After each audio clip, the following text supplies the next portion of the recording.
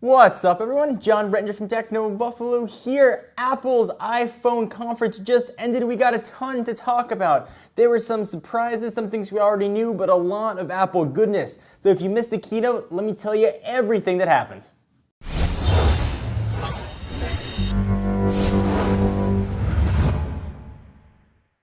So it got started in predictable fashion with Tim Cook coming on stage talking about the iTunes Festival, which I didn't even know was a thing, but it's already in its 7th year. It's 30 nights of music that takes place in London. Awesome. They talked about Apple retail, it's growing, the new design for their Stanford store is going to be huge. Then they talked a little bit more about iOS 7. It's hard to believe it's been 3 whole months since it was unveiled at WWDC. Talked about all the features we already knew, like Parallax, Command Center, and Search. Siri is new and improved. You can be male, so I guess we knew that, but it's kind of neat. New ringtones were added, so now you can get your disco on to the party. They pretty much just went through everything about iOS 7. Nothing really new quite yet, but they did give us a release date. It'll be free beginning September 18th. Yay! And speaking of free, let's talk about iWork, which sometimes I do.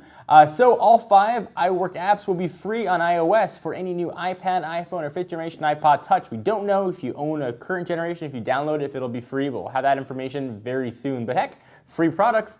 And then we got on to the main stars of the show, the iPhone, and Tim Cook came back on stage and said the iPhone 5 was the most loved iPhone 5 ever. And then they killed it. That's what they do to their most loved child. Man, I hate to be their second most loved child. And then Phil Schiller came back on stage to talk about 2 new iPhone designs.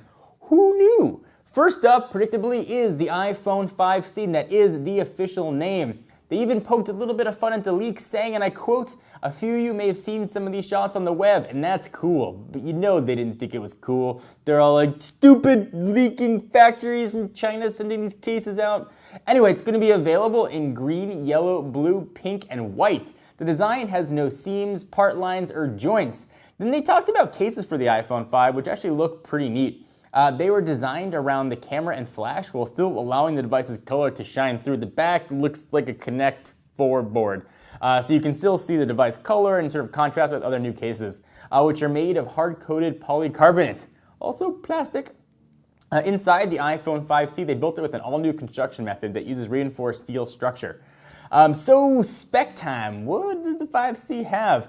It's got a 4-inch Retina display, integrated touch with full sRGB widescreen video, powered by the iPhone 5's, and I guess now the 5C's A6 processor, 8-megapixel iSight camera with hybrid IR filter and 5-element lens. There is a new FaceTime HD camera that even takes better shots in low light. It's got a 1.9 micron pixel size, LTE, 802.11 ABGNN, no AC. But what about price? Blue, white, pink, yellow, and green, 16 gigs is going to be $99, and 32 gigs is going to be $199 with a 2-year deal. And those hot new cases, they are going to be $29. And for those of you that care about the environment, the iPhone is arsenic-free, mercury-free, and according to Apple, Android-free.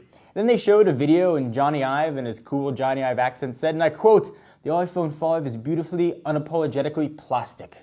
Which I didn't know what that meant. It was just kind of funny. Do they have like phones that are plastic that apologize? Next up, the iPhone 5S, which is kind of cool. They claimed it is the most forward-thinking iPhone ever, which kind of sucked for the iPhone 5C that got announced the same day. Colors, it's got new colors. It's going to be available in gold, silver, and space gray. But where things get different are what's under the hood, as usually the case with the S variants.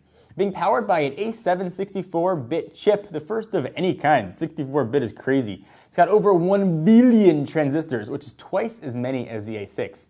iOS 7 also has been updated to support 64-bit as well. So what does all this 64-bitness mean? It means essentially that CPU and graphics are now twice as fast. To get all technical on you, it runs OpenGL ES 3.0.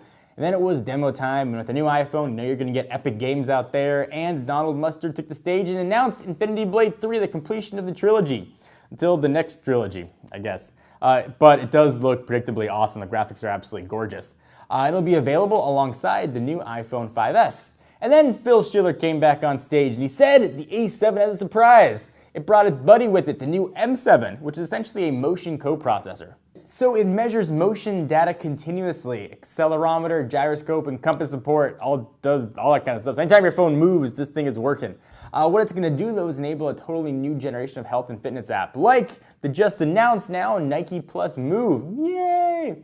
This all-new processing power, what's it going to do to battery life? It's pretty close to the same. You're going to get 10 hours of 3G talk time, 250 hours of standby time, 10 hours of LTE browsing, and 40 hours of music playback, which is a lot of music playback. And then next, they moved to the camera. And it used to be, and I quote, that if you take better pictures, you just had to be a better photographer. The new camera has a 5-element Apple design lens with f2.2 aperture. It's got 15% larger active sensor area, so essentially think of it as ultra pixels, but appled up. Bigger pixels make for a better picture, Phil says, and HTC says, yeah, dude, we know. iOS 7 is designed to take advantage of the new camera. It automatically sets white balance, exposure level, and creates a dynamic local tone map. There's a new flash which we knew about. It's going to be called True Tone, which supposedly solves a problem of clashing color temperatures. There are over 1,000 unique variations, and it'll make skin tone look more natural, which for guys pale as me is super awesome. Also, we've got digital stabilization in there. Burst mode, you just hold down the shutter button and you'll get 10 frames per second. And thanks to the A7, the phone analyzes all of those burst shots and presents which one it thinks is the best. We also have slow motion, 120 frames per second. It's capturing HD 720p video at 120 frames, and you can go in and select which parts of the video you want normal speed and which parts you want in slow-mo, which you can do some pretty cool editing, I think, with that. All right, next, what about device protection? Before you had to put in a password. Well, Apple says that's so passé. What are they calling this crazy fingerprint scanner? It's called Touch ID, which is just Appleese for they're gonna scan what's on your hand. The sensor is 170 microns thin, which I don't know how thin a micron is, but I'm guessing it's super thin. It's got a 500 ppi resolution. It scans sub-epidermal skin layers and a 360-degree readability. And coincidentally, I can see it through the lens, and your epidermis is showing. And it's built right into the home button. So essentially around it is a stainless steel detection ring, so it can detect that your finger is actually on the button, so you don't have to press it. So it's not an LED, just stainless steel ring. It goes way beyond unlocking your phone though, which I thought was one of the coolest things that Apple announced. Since it's built in, you can make iTunes purchases by using your fingerprint to authenticate. So no more having to enter passwords to buy stuff. It'll know it's you based on your fingerprint. Assuming nobody chopped up your finger or your hand, you're gonna be pretty good. And the sensor essentially takes a picture of your fingerprint and analyzes it. So all this hotness, what about pricing? Pricing stays the same. 16 gig, $199, 32 gigs, $299, smackaroos, and 64, the Big Daddy is going to set you back $399. Also, there are cases, but they're not as cool as the 5C cases, but if you're interested, they're going to run you $39 each. The iPhone 4S is going to stay in the lineup in 8GB flavors for free.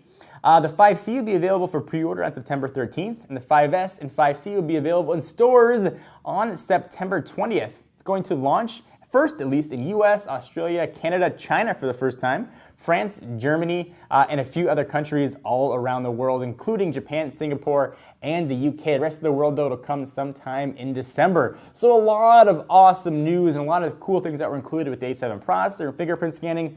Big omissions for me. I would have loved a larger screen size, but we didn't know that was going to happen. And still no NFC, but maybe that's the big feature for the iPhone 6. It's never too early to start iPhone 6 rumors. So what do you guys think? I'd love to hear from you. Do you love the new colors? Is it space gray that you want? Is it gold that you want? I would love to hear your thoughts on it. Till I see these in person, it's going to be hard to tell what they actually look like. You know, which ones used to be the old white version, which one's black. You know, which one's going to be, you know, the crazy new gold. What the gold colors are going to look like. Is it bright gold, like, you know, wrapper style? Is it champagne? Is it more of an off yellow?